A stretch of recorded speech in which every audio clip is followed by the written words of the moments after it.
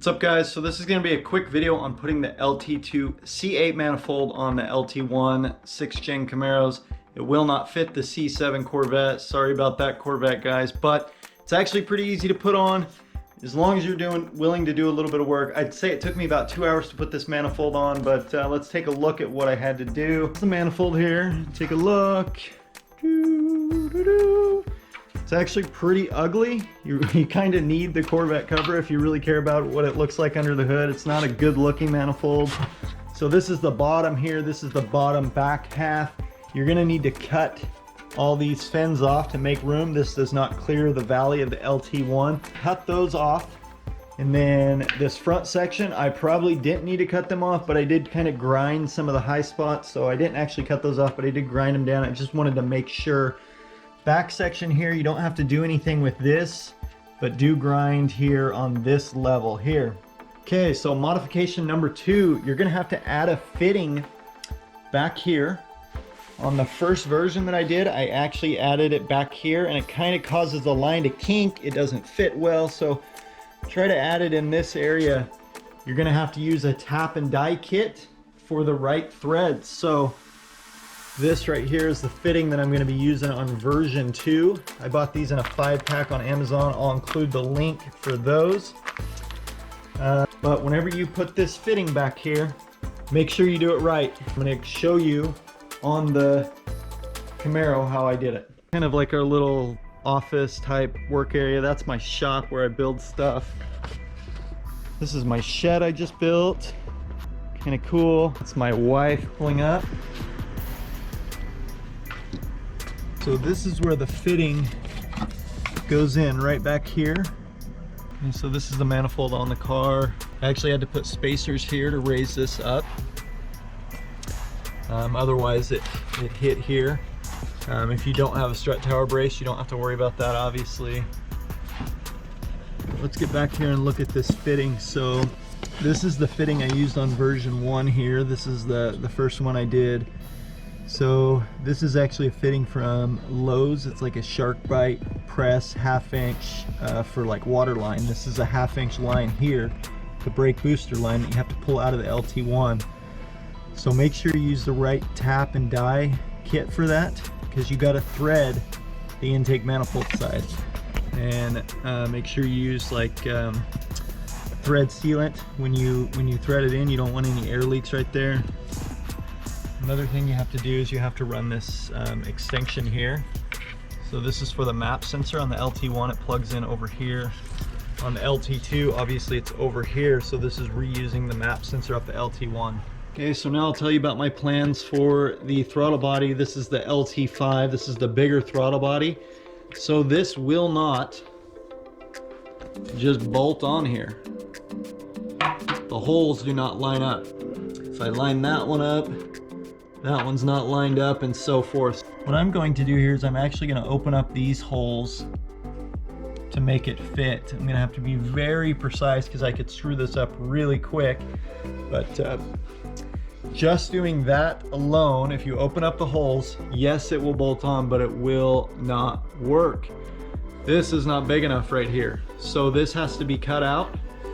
Not all of this, but most of this. Actually, I think almost all of this. I measured this, and it went from like mostly into there, you know, all the way to the other side if you're to make sure it's centered. But and that is where your O-ring gasket goes that seals this surface to this surface.